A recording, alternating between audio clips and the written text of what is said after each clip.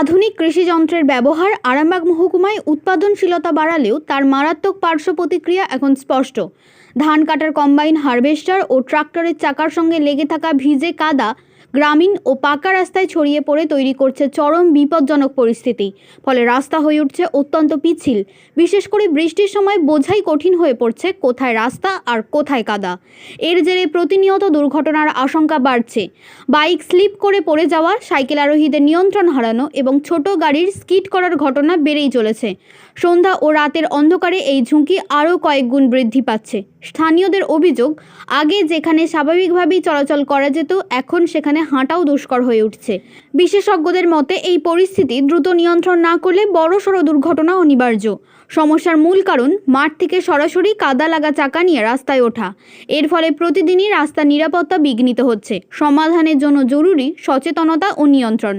প্রশাসনের নজরদারি বৃদ্ধি এবং কৃষকদের দায়িত্বশীল আচরণ ছাড়া এই বিপদ কমানো সম্ভব নয়। নচেত যে কোনো সময় এই কাদা ঢাকা রাস্তা প্রাণঘাতী দুর্ঘটনার কারণ হয়ে দাঁড়াতে পারে।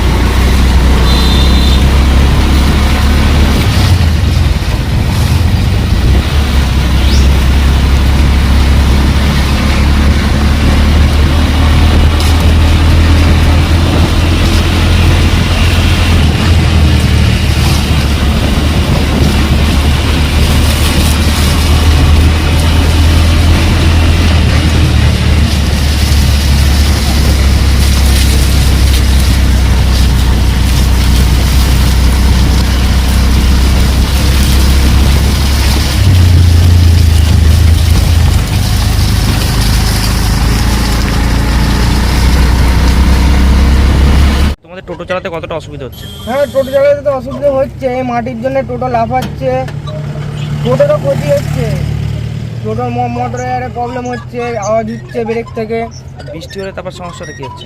বৃষ্টি হলে এই যে আরও চ্যাপচ্যাপ হয়ে যাচ্ছে, গাড়ি সরে যাচ্ছে, ব্রেক ধরছে না। ভাই কালকে ওই ঘন্টায় আমি ব্রেকটা ধরতে চাই না, মেরে দিত। সামনেটা ব্রেক ধরছি, ব্রেক ধরতে না, স্লিপ কেটে গাড়ি চলে যাচ্ছে। এই কি জন্য মাটি পড়ে রয়েছে জানো? এটা হচ্ছে তোমার এই যে ধান কাটা চলছে তো, তার জন্যে এরকম ওই ট্রাক্টরগুলো আসছে, জমি থেকে উঠছে কাদা নিয়ে, তার জন্য এই রাস্তায় কাদা। কোথায় বাড়ি তোমার? আমার ওই মহিগ্রামে বাড়ি। কি নাম? মান্তু খান। নিয়ে পড়েও গেছিলো কালকে। কোন গানটায়? ওইদিকে আগের ঘন্টা, ওই বাদলকোনা বলে ওই জায়গাটায় কাদায় ভর্তিতে। ওই কালকে জল হয়েছিল, ওই জলে কাদাটা পাতলা হয়ে গেছে, স্লিপ কেটে দিয়েছে। ব্রেক ধরেছে, স্লিপ করে দিচ্ছে, ব্রেক ধরে গাড়ি দাঁড়াচ্ছে না, শুধু স্লিপ করছে। কাদা পড়ে রয়েছে, কতটা অসুবিধা হচ্ছে গাড়ি চালাতে? অসুবিধা পানি হলে তো রেহাই নেই। চাষিকে মাল ধান তুলতে হবে, কিন্তু কাদাগুলো সরিয়ে দেওয়া কর্তব্য, এটাই ব্যাপার। এই রাস্তা দিয়ে সারাদিনে কতবার যাতায়াত করেন? আমি সারাদিনে 3 বার। অসুবিধা হচ্ছে না এই গাড়ি চালাতে? একটু অসুবিধা হচ্ছে, স্লিপ করছে গাড়ি। হ্যাঁ, পানি হলে তো রেহাই নেই, গাড়ি চালানো মুশকিল হয়ে যাচ্ছে। কোথায় বাড়ি আপনার? আমরাই করি। এই কাদা আছে, কতটা অসুবিধার মধ্যে পড়তে হচ্ছে গাড়ি চালাতে? প্রচণ্ড অসুবিধা। কি সমস্যা হচ্ছে?